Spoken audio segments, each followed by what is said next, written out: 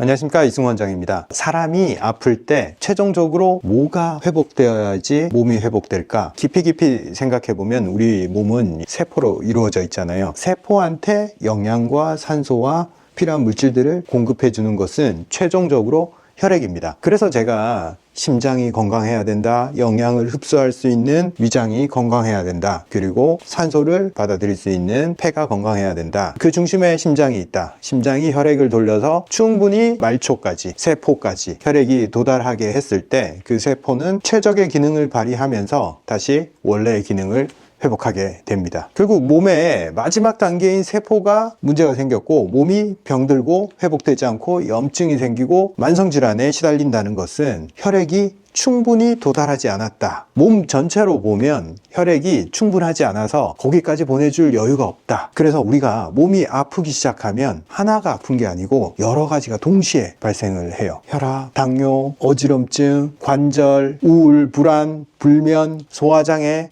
이게 별도의 장기에서 일어난 일이라고 우리는 배웠는데 실제로는 연차적으로 연결돼서 그리고 혹은 동시에 여러 부분에서 문제가 발생을 합니다.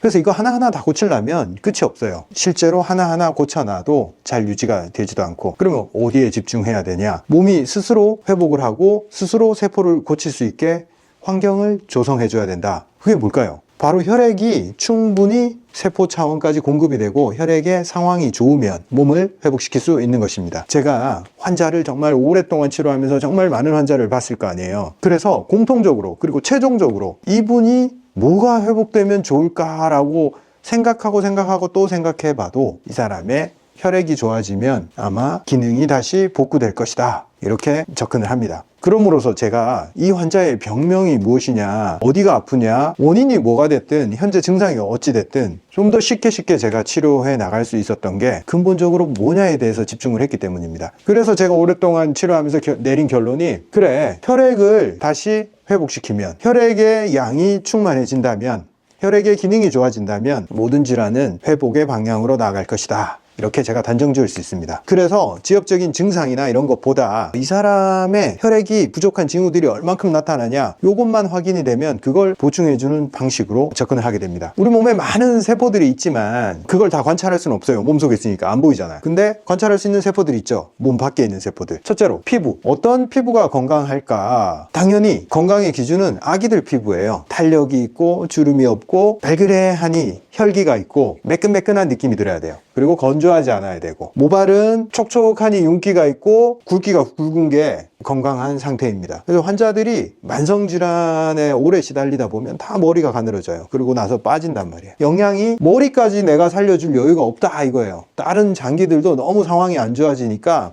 이 머리는 생명이랑 직결 안 되니까 이쪽으로 가는 혈액은 확 줄여버려요. 그래서 피부가 칙칙해지고 모발이 가늘어지고 손톱이 얇아지고 광택이 줄어듭니다. 그리고 다른 데보다 가장 예민한 기관인 눈은 굉장히 쉽게 영양 부족을 느끼는 거죠. 건조해지고 피곤해지고 시력이 뚝뚝 떨어지기 시작합니다. 금방 피곤해지고 눈이 말라버려요. 이런 증상이 나타났을 때 이미 눈치를 채야 됩니다. 아, 내 몸이 좀 고갈이 되고 있구나, 혈액이 부족해지고 있구나, 여유분이 없구나. 또 조금 더 깊이 들어가서 장기에서는 어떤 현상이 일어날까? 머리, 뇌혈류가 충분히 들어가지 않으면 어지럽고 뇌가 제대로 활동이 안 되고 기억력이 떨어지게 되겠죠. 그리고 손 발끝으로 혈액이 충분히 안 가니까 차가워지고, 혈액이 하는 중요한 기능 중에 온도 조절 기능, 혈액이 냉각수의 기능을 하면서 또 온수의 기능을 한다, 이렇게 말씀드린 적 있죠. 근육이나 장기의 활동에서 발생한 열, 심부열을 체표, 몸 밖으로 이렇게 보내줘서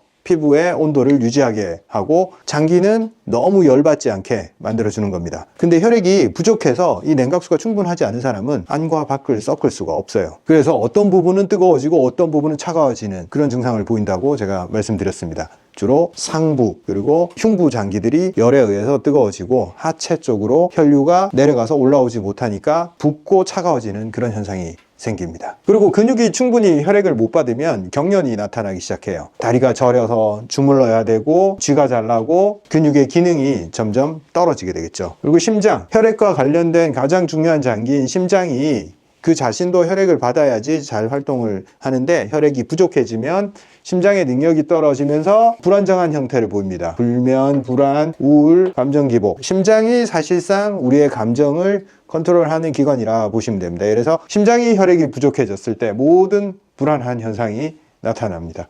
그리고 여성의 경우에 자궁에 충분한 혈액이 늘 이렇게 흘러야 됩니다. 그래서 이제 임신이라든지 출산이라든지 그런 과정을 수행을 할 수 있는데 혈액이 부족해지니까 자궁이 병들어요. 그래서 임신도 잘 안 되고 근종 같은 것도 생기고 생리 불순, 생리통 이런 것들이 발생하게 됩니다. 또 혈액이 부족해지면 소화기에서 만성염증이 생기고 점막이 형성이 안 됩니다. 혈액이 결국 모든 세포들의 재생을 주관하기 때문에 충분히 들어가지 않는 부분에서 진액이 부족한 현상이 생기고 마르고 건조해지고 촉촉함이 사라져 버려요. 세포 차원에서 분비액이라든지 표면에 막을 형성하는 모든 작용들은 다 혈액이 재료를 공급해 줬을 때, 충분히 줬을 때 잘 만들어낼 수 있는 거죠. 혈액이 충만하게 있고 기능이 좋아야지 각 장기들이 영향을 받아서 살아갈 수 있고, 그리고 또 역으로 이 각 장기들은 혈액에 굉장히 큰 영향을 미칩니다. 심장은 혈액을 돌리죠. 얘는 펌프라고 말씀드렸죠. 근육도 혈액을 받아서 활동을 하지만 이 근육에 의해서 심장 펌핑을 도와줍니다. 그래서 근육도 펌프 역할을 합니다. 그리고 몸에서 혈액을 많이 저장하고 있으면서 혈액의 조성을 조정하는 장기들이 있어요. 간은 혈액을 저장하면서 거기서 새로운 물질들을 합성해내면서 계속 다시 혈액으로 그걸 뿜어줍니다. 소화기에서 흡수한 영양분들을 그냥 쓸 수가 없어요, 몸이. 간으로 일단 가져와서 거기서 합성을 해요. 합성을 해서 다시 혈류로 보내주는데 실질적으로 간 자체가 혈액을 많이 저장하고 있어요.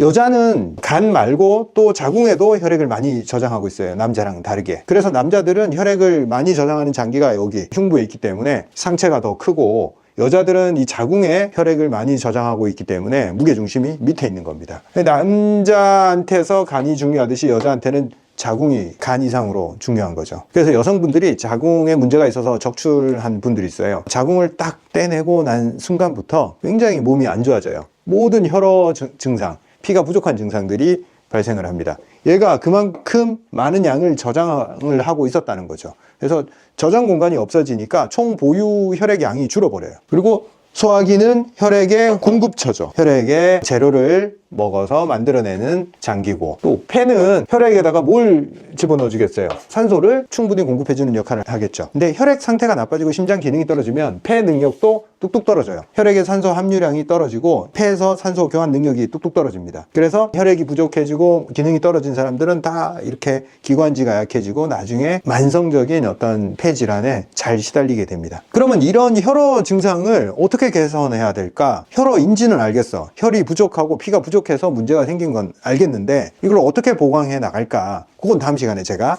말씀드리도록 하겠습니다.